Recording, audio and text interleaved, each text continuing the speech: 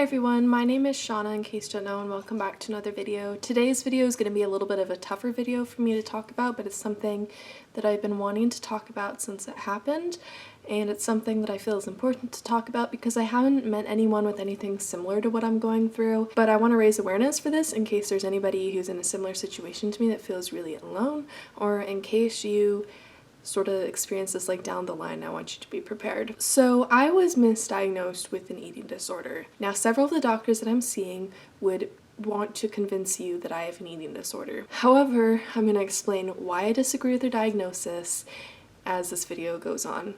So let me start off with my story. Back in December of 2017, I started to experience eating issues. I was very nauseous and was having a hard time eating food.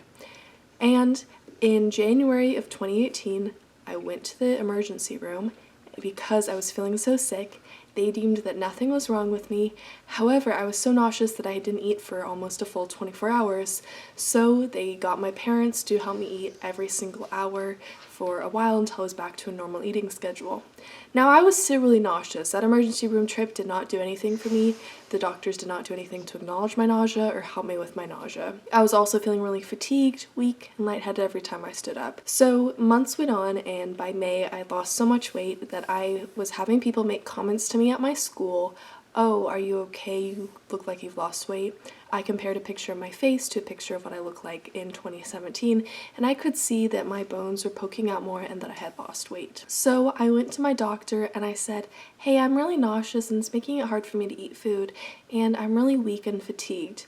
My doctor said, "Oh, we're gonna run what is called an orthostatic test for you." So an orthostatic test tests how your body responds to you changing positions. So you start out from lying flat and then you go vertical, and you just do this on your own. It's not as intense as, say, a tilt table test.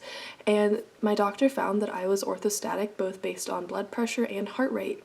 She concluded that because I had lost weight, because I was struggling to eat, and because I was orthostatic, I had an eating disorder. So that was a little bit of a shock to me because I was like, hey, I'm nauseous and that's the reason I'm not eating. But my doctor referred me to an eating disorder program. The first one that I went to, I only had one day where I did the admission process, and I decided it was not a good fit for me. They were trying to shove a feeding tube into me. They claimed I had ARFID, which is avoidant restricted food intake disorder. ARFID is a real eating disorder that people suffer from across the world. However, as they were describing ARFID, it didn't feel like it fit me, and they were making it seem like I was on the verge of death. And I was like, no. When you look at eating disorders and you're looking at the verge of death, the warning signs with eating disorders that you're on the verge of death has things like your hair's falling out, your period has stopped, those type of things. And I was like, that is not me. I'm not in that dire of a state. So I decided to go to a different eating disorder program. Also, in the intake, the long day that I was there, they kept pestering me nonstop saying, "Do you have any body image issues? Do you want to lose weight?" And they kept pestering me about that nonstop until I felt like I was forced to say, yeah, I guess it would be nice if I was a little slimmer. But it was only because they would not stop pestering me about it. I had no body image issues.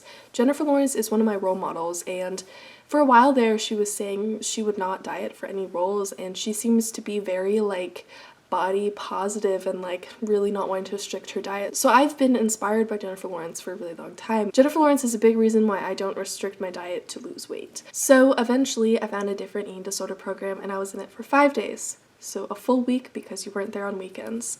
It was an intensive program where I was there for half a day, which felt like a lot longer than a half a day.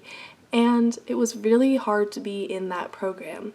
They were mainly focused on body image issues, and every time I brought up my nausea, it was completely ignored. I was also having issues eating food outside of the house, so being in a program where I was supposed to be eating 2 meals a day in this program actually caused me to lose more weight. Now, the reason why I was having issues eating food outside of the house is because I have a fear of vomiting, so I was nauseous, and I had a fear of vomiting, so I was restricting my food so that I didn't vomit, and then I was afraid of vomiting outside of the house.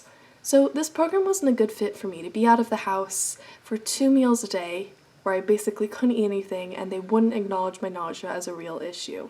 They were testing my orthostatic every day and I was still orthostatic every day, which there is a reason for that, and it is not anything to do with an eating disorder. I can't give you too many specific details about being in the eating disorder program because I was with a lot of other people and I don't want to sort of talk about their experience online because that's not my experience, but I have to say that I was not like the other people in the program. I didn't feel like I had an eating disorder like they did. So after I left that eating disorder program, my doctor made me come back every week to check my weight and to check my orthostatic measures. My dad brought up postural orthostatic tachycardia syndrome with my primary care doctor.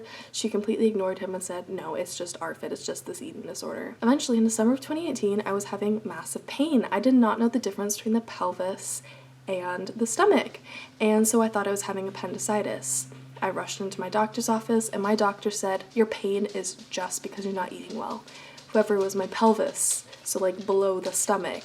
It ended up to be endometriosis, but my doctor was still insisting that it was this eating disorder. Fast forward to May of 2019, and I met a new primary care doctor.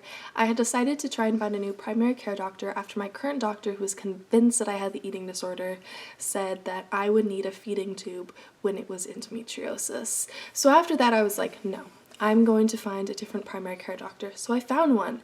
And she was great at first. I still see her to this day. And she said, well, your symptoms seem like they're POTS. So postural orthostatic tachycardia syndrome. Main symptoms of POTS are nausea, fatigue, lightheadedness, and orthostatic, which means that my heart rate jumps when I stand up.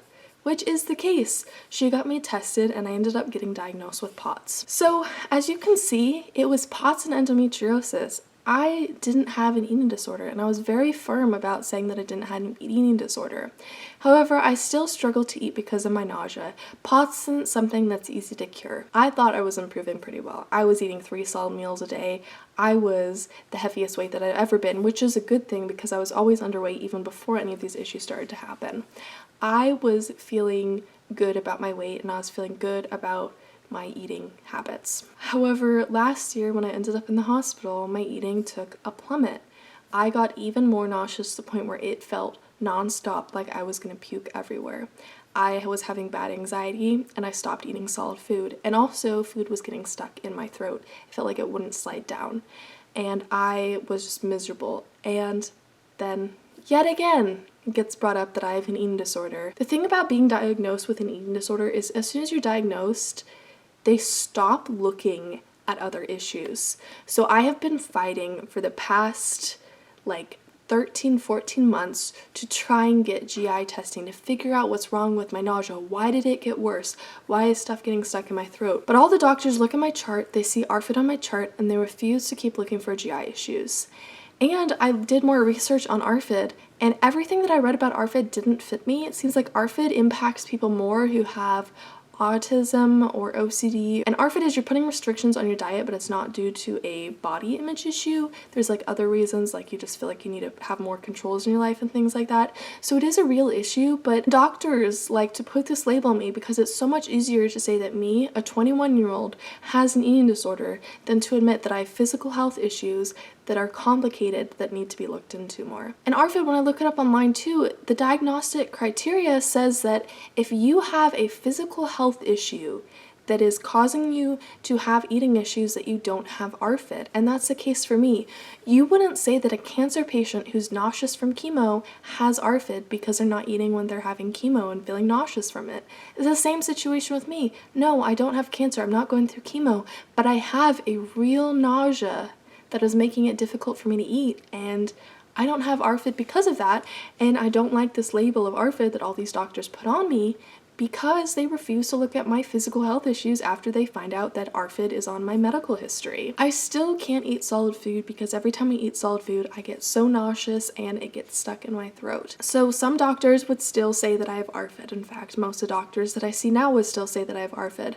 However, I firmly believe that I don't have it and that it was a misdiagnosis. It definitely was a misdiagnosis for POTS and for endometriosis because doctors tried to take those symptoms from those two health issues and say it was all ARFID when it wasn't. Despite the fact that eating disorders are real and that they need to be treated, there is something to be said about the fact that sometimes physical health issues can impact your ability to eat, and that doesn't mean you have an eating disorder. So that's all for my story and what I wanted to say about this. If you think you have an eating disorder, definitely go ahead and look into it.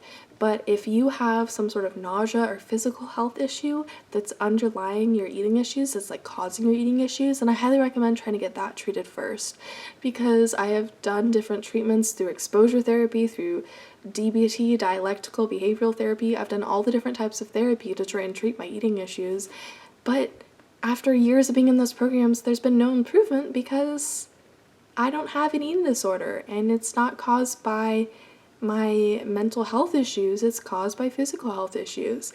And until I get those treated, I'm not going to be able to get back to eating solid food. I'm not going to be able to get back to completely normal eating habits. If you found this video informative, feel free to give it a thumbs up and subscribe to me if you haven't already. I will have a playlist linked down in the description below that will have all of my other health related videos. I talk more about POTS in detail in those videos, and I talk about endometriosis in detail, but today I just want to talk about the eating disorder side of it and my experience with that, because my experience with that is not as simple as, oh, I had anorexia, I needed treatment. No, it's more complicated than that, because it's a lesser known eating disorder that I was diagnosed with, and I firmly believe I was misdiagnosed with it. I upload videos 3 times a week, so my next video will be uploaded next Monday. Until next time, goodbye!